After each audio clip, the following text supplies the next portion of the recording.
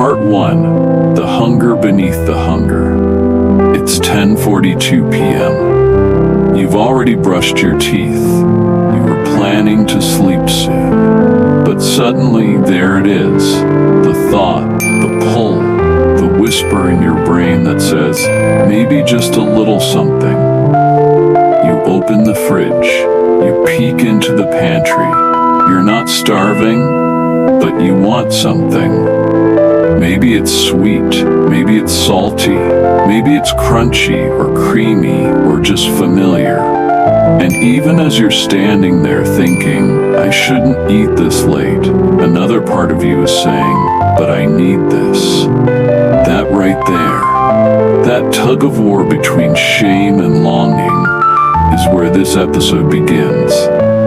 Because those late night cravings, they're not weakness, they're not sabotage, they're signals. And if we slow down enough to listen, we'll find out they're not really about the food at all. Let's get honest.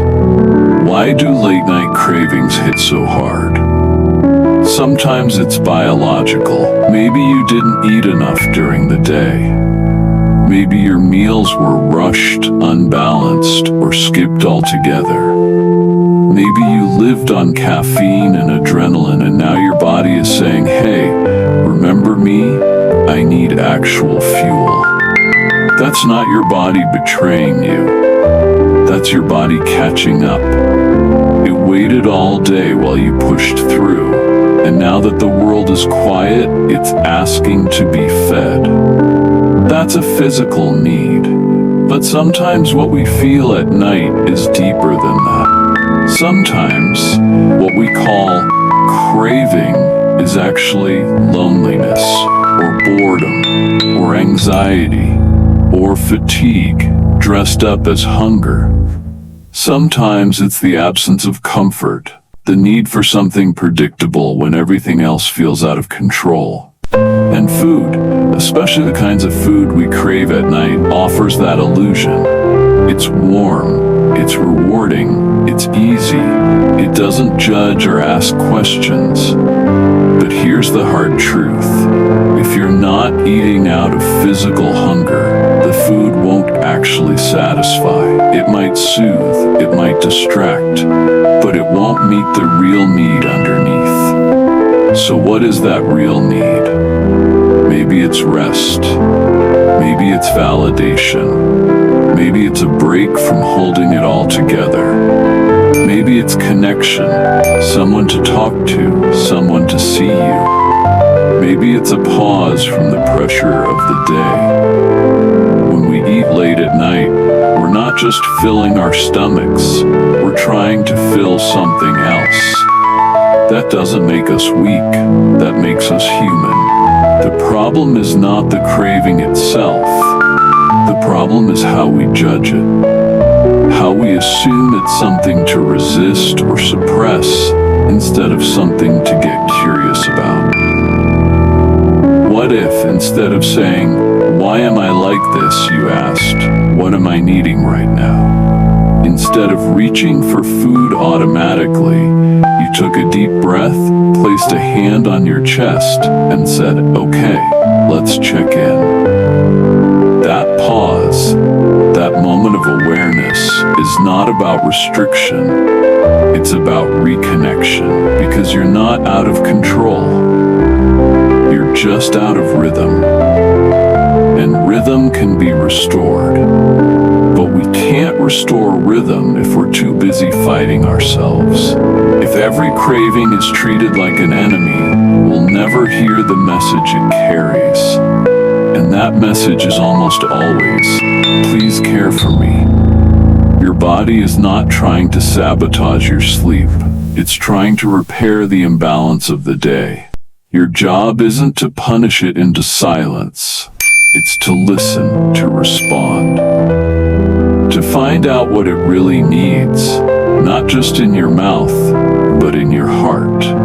Sometimes that means eating something, gently, slowly, without shame. Sometimes it means making a warm drink and sitting quietly for 5 minutes.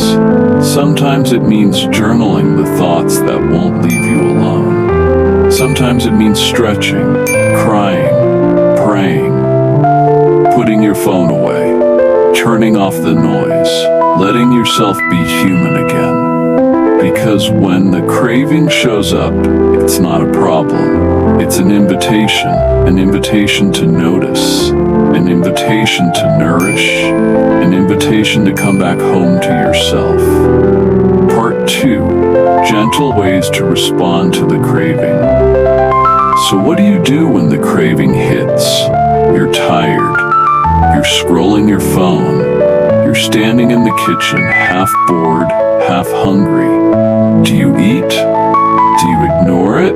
Do you try to distract yourself with water and hope it goes away? The answer isn't about forcing or forbidding. The answer is about listening and then responding with care. First, ask the simplest question. Did I eat enough today? Not just in calories, but in nourishment, in protein, in fiber, in healthy fat. If your meals were light or spaced too far apart, your body might be asking for balance. And guess when it finally gets the space to ask? At night, when the noise settles. If the answer is no, you didn't eat enough, then yes, a small, balanced snack might be the most loving response. So what makes a good nighttime snack? You want something that supports sleep, not something that spikes your blood sugar and sends your body into overdrive. Think calm, not chaos. The best snacks combine protein, fat, and a little complex carbohydrate. Try half a banana with almond butter, a small bowl of oatmeal with flaxseed, Greek yogurt with berries, a slice of whole grain toast with turkey, cottage cheese with honey, warm milk with cinnamon. These aren't just allowed snacks, they're tools. Tools that speak gently to your nervous system and say, you're not in danger, you're taken care of, you can rest. But maybe food isn't what you need. Maybe what you're hungry for is comfort, ritual, presence. That's where non-food practices come in. Because let's be real, sometimes the act of eating at night is more about doing something than actually needing fuel. So if the craving is emotional or habitual, try offering yourself another kind of support. Try herbal tea, chamomile, lemon balm, or rooibos. It's warm. It gives your hand something to hold. It mimics the comfort of a nightly drink without the sugar or stimulant. Try magnesium. It helps relax muscles and calm the brain. There are drinks, powders, and capsules. Choose what feels easy. Try scent, lavender, vanilla, sandalwood. Smell goes straight to your nervous system. One breath of something soothing can signal you're safe now.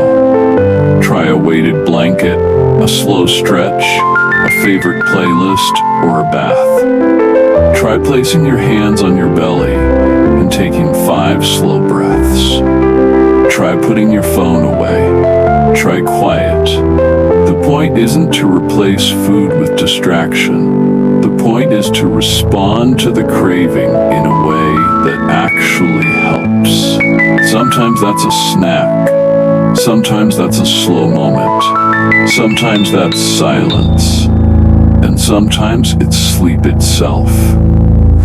Because when you give your body a steady rhythm of nourishment throughout the day, and a steady rhythm of calm at night, those cravings often quiet down. Not because you forced them to, but because they were heard. And once heard, they no longer have to scream. Cravings are not your enemy. They're your teachers. They show you where something's missing. They They show you where a pattern isn't working. They show you what part of you needs more love, more attention, more grace. And here's something no one says enough.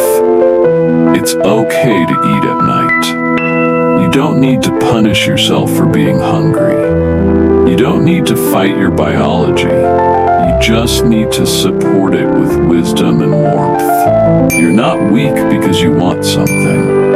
You're wise if you pause long enough to ask what you really want. Food, connection, rest. You can give yourself all three. And when you do, sleep becomes less of a battle and more of a natural return. Part 3. Nourishing the one who's still awake.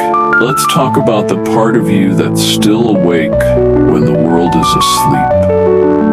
The part that paces quietly through the kitchen. The part that scrolls through memories and to-do lists and questions that don't have answers. That part of you, that version of you, doesn't need to be silenced. She doesn't need to be fixed. He doesn't need to be scolded. They need to be held. They need to be met with kindness. Because the one who craves at night is not bad. They're tired. They've carried too much. They've done so well.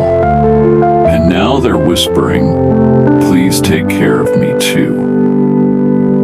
Late night cravings are not a failure of willpower.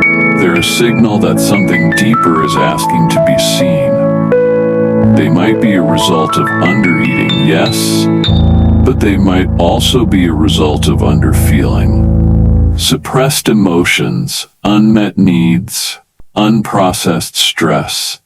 And when those things rise up in the stillness of night, we often reach for the one thing that's always there. Food. But food doesn't always fix it. And that's okay, because the craving itself is not broken. It's the beginning of a conversation, one where you stop demanding perfection from yourself, one where you stop asking your body to stay silent just so your mind can keep pushing, one where you treat yourself not like a problem to solve, but a person to care for. So what if we stopped fighting the craving and started listening to it? What if we made space for it to speak before we shoved something into our mouths or forced ourselves to walk away? What if we asked, what am I afraid to feel right now? What am I needing that food might represent? What would feel truly nourishing, not just soothing for me right now? Sometimes the answer will be food, and that's okay. Eat it gently, eat it awake, eat it with gratitude, not in a fog of shame, not in a rush of rebellion, but with the knowing that your body is allowed to be fed whenever it speaks. And sometimes the answer will be something else entirely. A moment of stillness, a cry that finally comes, a breath you didn't realize you were holding, a sentence in your journal that unlocks the ache, a prayer, a stretch, a song, a memory, a boundary, a release. Sleep doesn't only come when your stomach is empty. Sleep comes when your nervous system is held, when your heart is no longer bracing, when the parts of you that were ignored during the day finally feel seen. So tonight, when the craving comes, because it will in one form or another, don't panic, don't run, just pause, ask, listen, and respond with care, with softness, with something that actually feeds you, not just in calories, but in calm. And when you do, something beautiful happens.